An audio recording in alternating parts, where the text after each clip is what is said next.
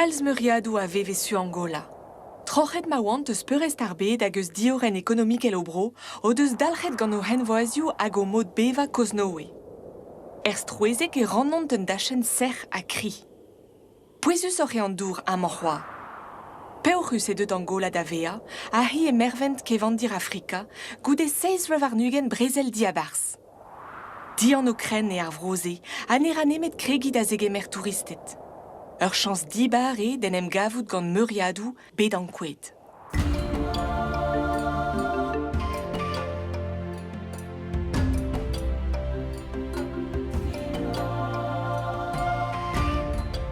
A blamour d'ar brezel a d'an diezamantou da vont beteg ar vroze, nega ver leurioù etnologiez divar ar meuriadouze, nemet a daleg ar blavechou tregont.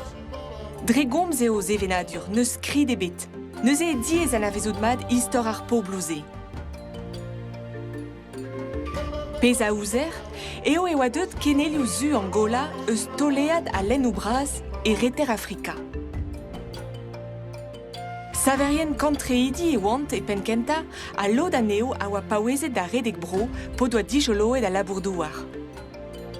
Met kri ne ar vroze, a neus ket trawar a zour evit beva divar an douar en un doare dereat a gober e anez da vad.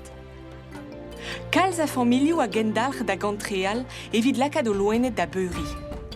Pinvidigez nemeti ar meuriadou eo ar chatal hag ur gwir moneeskem eo.